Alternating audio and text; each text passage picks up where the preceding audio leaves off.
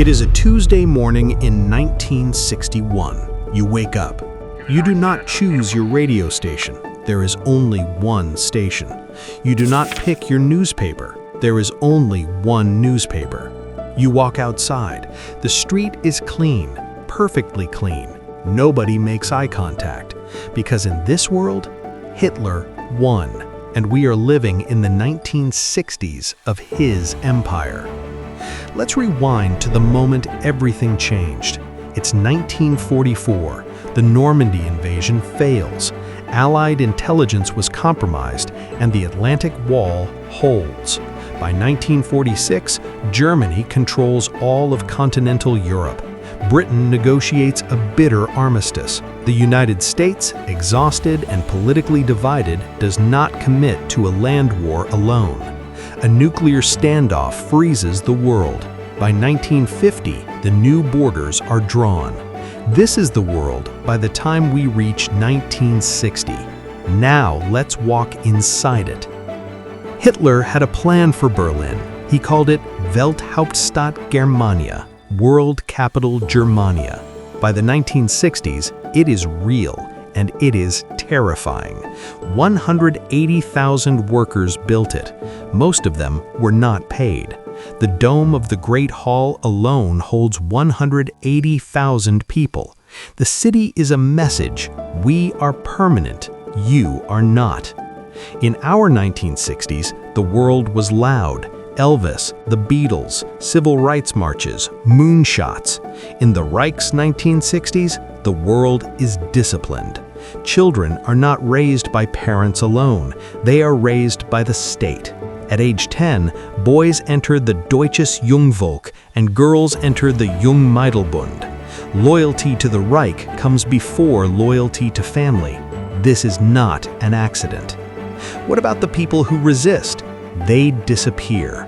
By 1960, there are an estimated 14 million people in forced labor. The Reich does not call it slavery. It has a different word for it. It always does. What about the United States? Still free, but haunted. The American 1960s are not the ones you know. No Marshall Plan rebuilt Europe. No NATO.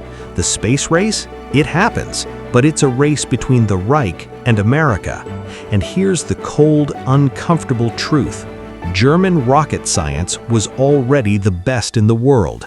Von Braun, Dornberger, the entire V2 program, fully funded, fully accelerated, with no brain drain to America.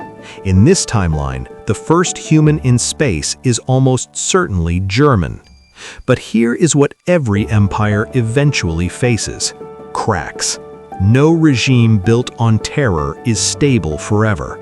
By the mid-1960s, the Reich faces three enormous problems. Problem 1. Resistance never dies. You can kill a generation of resistors, but the next generation is angrier. Problem 2. Running an empire costs everything. Occupying 30 nations is not cheap, and forced labor is inefficient. Problem 3. Even true believers disagree.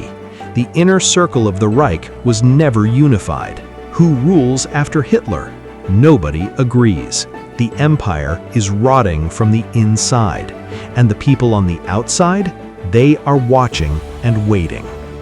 Let's zoom out even further. What does a world with a surviving Reich do to the human story? The Holocaust does not end in 1945 in this world. It continues. Historians estimate millions more lives are lost by 1960. Scientific progress warps. Einstein fled to America in our world, and his work survived. Many who fled in our world don't make it out in this one. The music you love, the art, the film, the culture, a significant portion of 20th century human culture does not exist because the people who would have created it never got the chance. So here you are, Tuesday morning. You have a job, you have a roof, you have food if you follow the rules. The Reich calls this order. But you know what's missing. The thing no empire can manufacture, no army can enforce, no ideology can replace the simple, unremarkable, extraordinary miracle of being free to choose.